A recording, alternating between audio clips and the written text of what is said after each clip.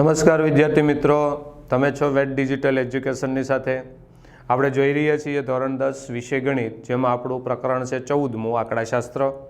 તો આજે આ વિડીયો લેક્ચરની અંદર આપણે સ્વાધ્યાય 14.3 શરૂ કરવા જઈ રહ્યા છીએ.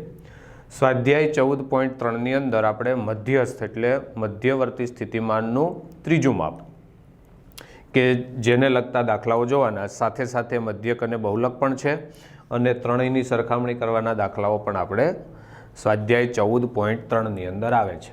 તો આજે આપણે સ્વાધ્યાય 14.3નો પ્રશ્ન નંબર 1 છે, જેનો અભ્યાસ કરવાના છીએ. જેમાં આપણને કીધું છે કે એક વિસ્તારમાં 68 ગ્રાહકોનો માસિક વીજ વપરાશ આપે છે. આ માહિતીનો મધ્યસ્થ, મધ્યક અને બહુલક આ ત્રણ વસ્તુ આપણે શોધવાની છે અને તેમને સરખાવવાની છે કે ત્રણેય વસ્તુ વચ્ચે કેટલો તફાવત છે. તો જોઈએ સ્વાધ્યાય 14.3નો પ્રશ્ન નંબર 1. સૌ પ્રથમ આપણે મધ્યસ્થ મેળવીએ. હવે જે માહિતી આપણને આપી છે એ માહિતીના આધારે આપણે વર્ગ લઈ લીધો. ત્યાર પછી એની આવૃત્તિ. તો આવૃત્તિની અંદર આપણે જોઈ શકીએ કે પહેલા વર્ગની આવૃત્તિ છે 4, 5, 13, 20, 14, 8 અને 4. તો આ રીતે આપણને આવૃત્તિ આપેલી છે અને એ આવૃત્તિના આધારે આપણે આવૃત્તિનો સરવાળો કરીએ તો આપણને n એટલે કે સિગ્મા fi મળશે. 4 ને 5 9, 9 ને 3 12, 12 ને 4 16, 16 ને 8 24 ને 4 28 નો 8 વધી 2 6 એટલે કે n આપણને કેટલો મળશે 68. ત્યાર પછી મધ્યસ્થ મેળવવા માટે સંચય આવૃત્તિ એટલે કે CF શોધવાનો. તો સંચય આવૃત્તિ માટે સૌ પ્રથમ આપેલા વર્ગની પહેલા વર્ગની આવૃત્તિ છે 4, તો 4 ના 4 મૂકી દઈએ.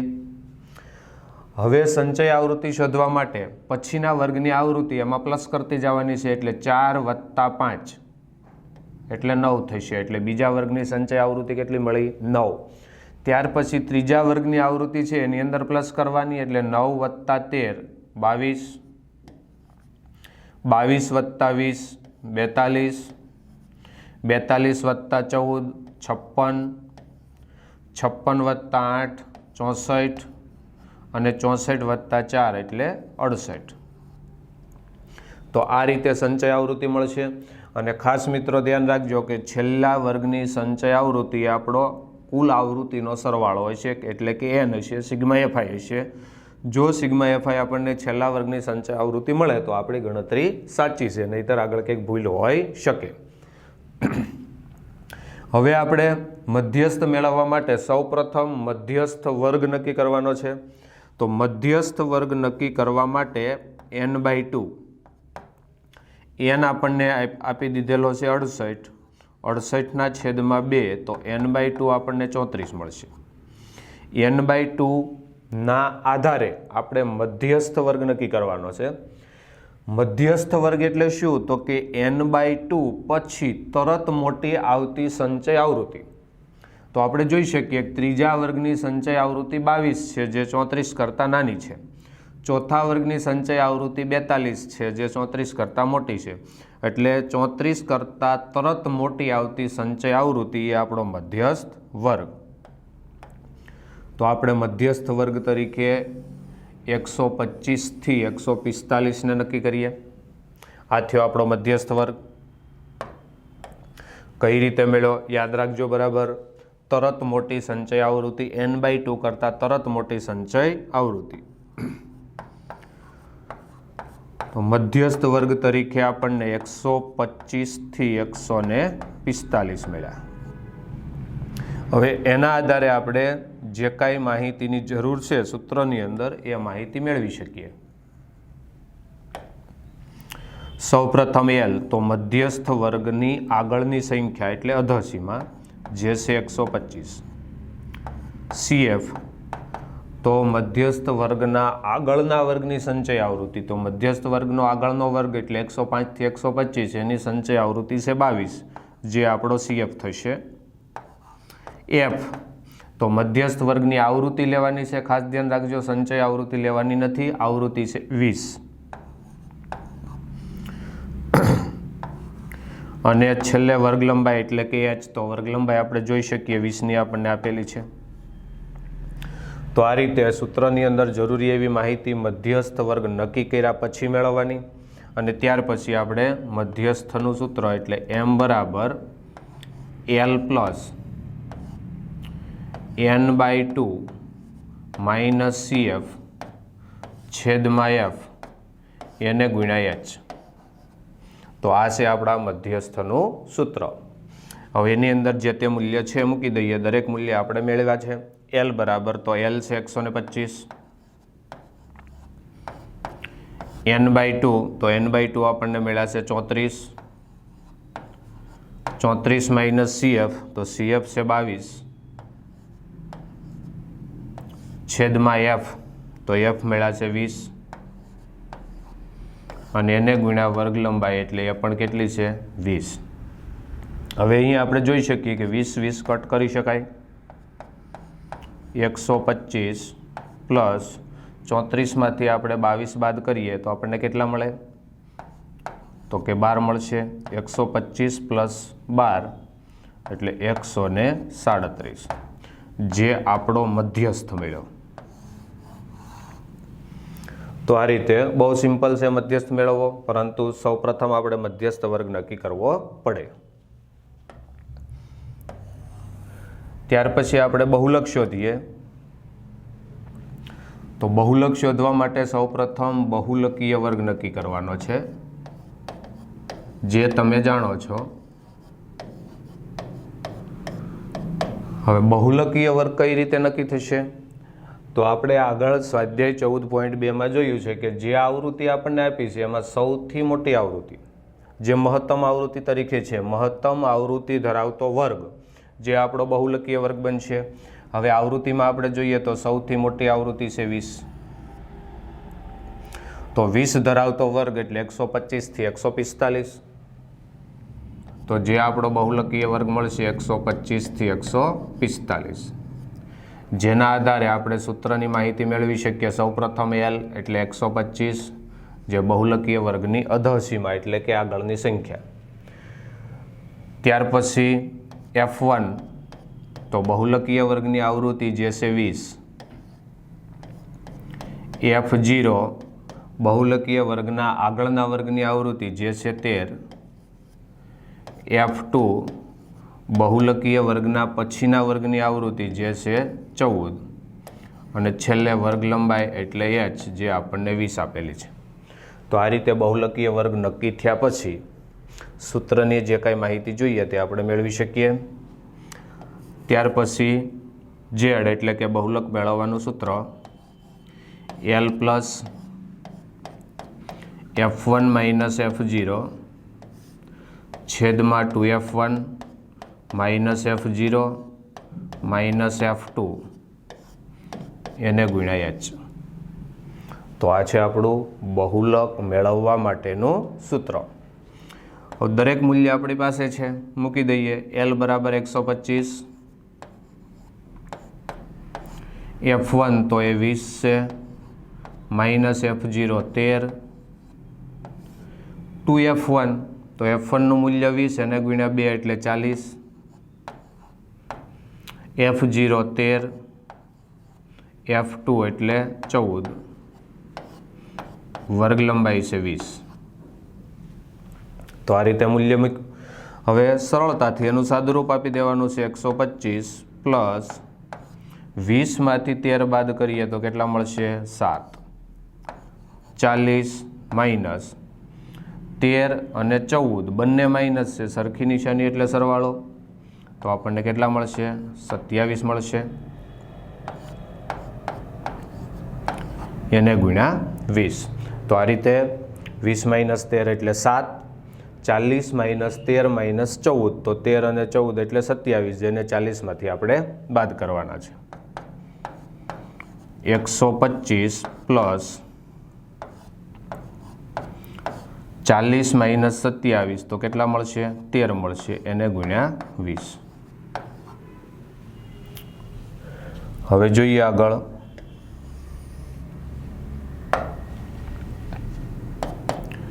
તો 125 પ્લસ હવે આમાં કોઈ છેદ ઉડતો નથી એટલે કે કટ નથી થતા, તો 7 × 20 7 દુ 14 એટલે 140 છેદમાં 13. હવે 140 છેદમાં 13 તો આપણે એનો ભાગાકાર કરવાનો છે.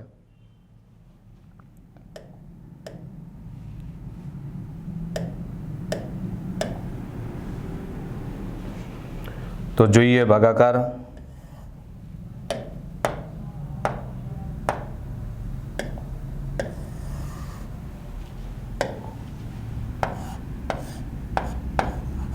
એકસો 40 કેટલા વડે ભાગવાના છે? 13 વડે. સૌ પ્રથમ જોઈ શકાય 13 × 13 10 લાવ્યા, આ 0 લાવ્યા એટલે 10 મળ્યા, પરંતુ ભાગ ચલાવી શકાતો નથી તો શું મૂકી શકાય? 0. પોઈન્ટ મૂકીને 0. હવે 100 થયા તો 13નો ઘડિયો આપણે 100 સુધી એટલે 13 × 7 = 91. કેટલા મળશે? 9. 0 લાવ્યા એટલે 90. 13 × 7 = 91 આપણે જોયું જ છે, તો 13 છંક. તો આ રીતે આપણને ભાગાકાર 140/13 એટલે 10.76 મળ્યો. 125 + 10.76 સરવાળો કરીએ તો 135.76. તો આ થયો આપણો બહુલક એટલે કે ઝેડ. હવે આપણે ત્રીજું માપ છે મધ્યક શોધવાનું છે. કોષ્ટક આપણી બાજુમાં જ છે. જે વર્ગ અને આવૃત્તિ આપેલી છે એના આધારે આવૃત્તિનો ટોટલ એટલે સિગ્મા FI જે આપણે મેળવી ચૂક્યા છીએ 68 છે. ત્યાર પછી મધ્ય કિંમત. હવે મધ્યક શોધવામાં તમને ખ્યાલ છે કે XI મેળવવો કમ્પલસરી છે. 65 + 85 બંનેનો સરવાળો એને ભાગ્યા 2, તો 65 + 85 એટલે 150/2 એટલે 75. તો પહેલા વર્ગનો XI એટલે કે મધ્ય કિંમત આપણને 75 મળી.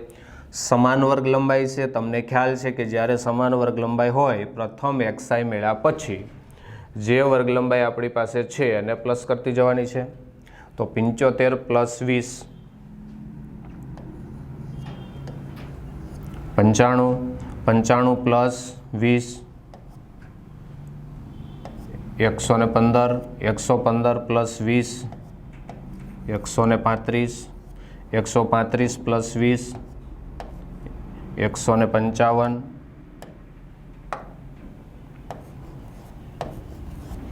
155 + 20 175 અને 175 + 20 195. તો આ રીતે આપણને XI મળશે. હવે આપણે UI એટલે કે પદ વિચલનની રીતનો ઉપયોગ કરવાનો હોવાથી UI મેળવવાનો છે. UIનું સૂત્ર છે XI - A/H. તો સૌ પ્રથમ આપણે A નક્કી કરવાનો છે. તો XIના કોલમમાં કોઈ પણ એક સંખ્યા A તરીકે ધારી લઈએ 135. હવે UI મેળવવાનો છે. સૂત્ર છે તમે જાણો છો, એની અંદર કિંમત મૂકીને પણ મેળવી શકાય. અને આપણને એ પણ ખ્યાલ છે કે જ્યારે સમાન વર્ગ લંબાઈ હોય ત્યારે જે A ધાર્યો છે એની સામે શું મૂકી દઈએ? 0. ત્યાર પછી ક્રમમાં ઉપર અને નીચે -1, -2, -3, નીચે 1, 2 અને 3 આ રીતે આવી શકે. ત્યાર પછી FI UI એટલે કે FI અને UIનો ગુણાકાર 4 તેરી -12, 5 દુ -10, 13 એકા -13, 0 સાથેનો ગુણાકાર 0 આવશે, 14 એકા 14, 8 × 2 એટલે 16, 4 × 3 એટલે 12. અહીં આપણને મળશે sigma FI UI. Plus plus અને માઇનસનો સરવાળો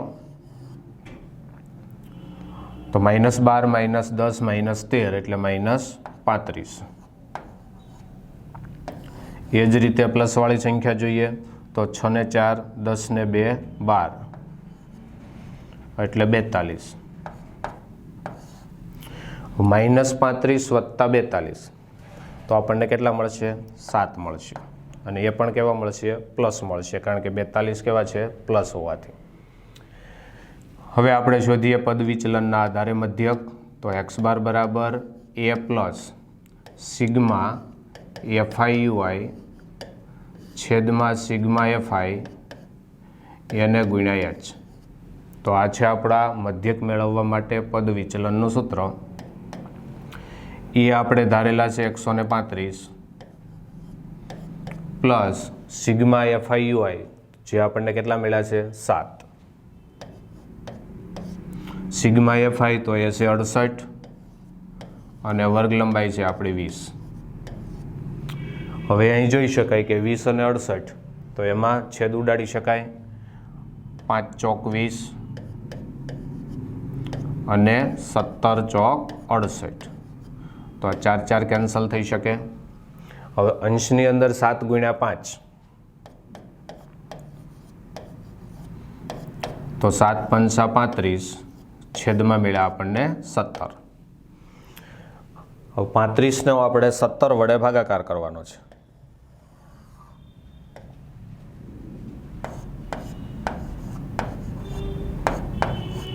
હવે 17માં આપણને ખ્યાલ છે 17 દુ 34, એક મળે પોઈન્ટ મૂકીને આપણે 0 લાવીએ, પણ 17 અને 10 ભાગ ચલાવી શકાતો નથી તો 0, ફરી પાછો 0 લાવીએ. 17 પંચા 85.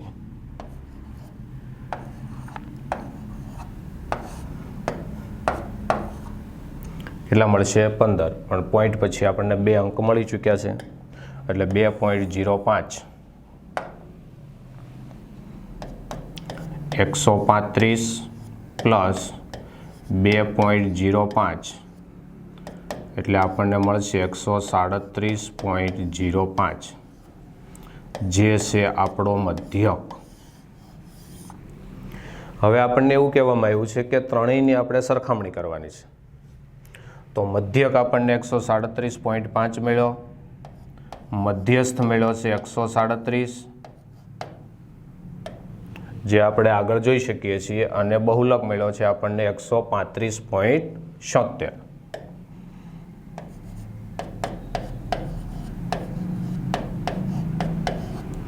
હવે જોઈએ તો 3 માપ આપણી સામે છે.